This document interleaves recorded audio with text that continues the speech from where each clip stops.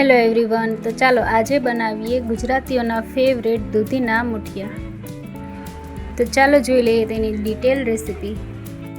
તો એના માટે મેં લીધું છે 1 કપ જેટલું દહીં, મીઠું, હળદર પાવડર, ધાણા જીરું પાવડર, લાલ મરચું પાવડર, આદુ લસણ મરચાંની પેસ્ટ, ખાંડ, તલ, લીંબુનો રસ, તેલ, લીલા ધાણા, આ બધાને સરસ રીતે મિક્સ કરી લઈશું। દહીં એકદમ સરસ રીતે ફેટાઈ જાય અને તેમાં રહેલા લમ્સ ઓગળી જાય ત્યાં સુધી એને સરસ રીતે મિક્સ કરીશું।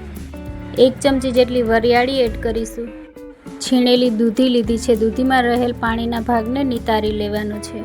1 કપ જેટલી મેથી લીધી છે, ઘઉંનો લોટ, ચણાનો લોટ અને રવો એડ કરીને મીડિયમ થીક જેવો ડો બાંધી લઈશું। તો ફ્રેન્ડ્સ, તમે પણ જો પરફેક્ટ દૂધીના મુઠિયા બનાવવા માંગતા હોય તો જણાવેલ ઇન્ગ્રીડિયન્ટ્સમાંથી કોઈ પણ ઇન્ગ્રીડિયન્ટ સ્કીપ નથી કરવાનું। તો આ રીતે મીડિયમ થીક એવો લોટ બાંધી લીધો છે। હવે હાથોમાં તેલ લગાવીને આ રીતે મુઠિયાનો શેપ આપી દઈશું। એવી જ રીતે બધા રેડી કરી લઈશું।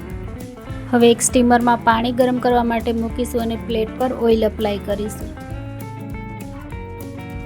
તો હવે તૈયાર કરેલ મુઠિયાને સ્ટીમરમાં રાખી દઈશું અને સ્ટીમ કરી લઈશું 10 થી 15 મિનિટ માટે।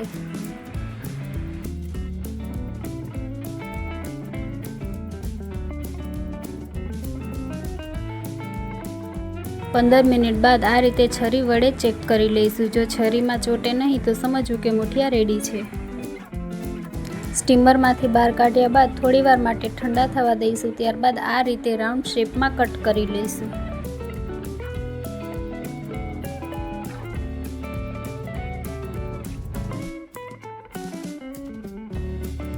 તો એ જ રીતે આપણે બધા મુઠિયા કટ કરી લીધા છે। હવે વઘાર માટે એક કડાઈમાં તેલ નાખીશું, રાઈ, જીરું, તલ, લાલ મરચું અને સ્ટીમ કરેલા મુઠિયા એડ કરી દઈશું। બસ હવે 2 થી 3 મિનિટ માટે જ લો ફ્લેમ પર આ રીતે સ્ટર કરીશું। વઘાર બધા જ મુઠિયામાં લાગી જાય ત્યાં સુધી જ એને કૂક કરવાના છે। ત્યારબાદ લાસ્ટમાં એડ કરીશું લીલા ધાણા અને સૂકા નારિયેળનું છીણ। તો બસ મુઠિયા બનીને રેડી છે। તમે તેને ગ્રીન ચટણી યા તો આંબલીની ચટણી જોડે સર્વ કરી શકો છો અને એમ જ ખાશો તો પણ એટલા ટેસ્ટી લાગશે। તો તમે પણ એકવાર આ રીતેથી જરૂર બનાવજો અને વિડીયો કેવો લાગ્યો કોમેન્ટમાં જરૂરથી જણાવજો। અને હા, હજુ સુધી મારી ચેનલને જો સબસ્ક્રાઈબ ના કરી હોય તો જલ્દીથી કરી લેજો, જેથી કરીને મારા લેટેસ્ટ વિડીયોની નોટિફિકેશન તમારા સુધી સૌથી પહેલાં પહોંચે। Thank you for watching. મળીએ નેક્સ્ટ વિડીયોમાં।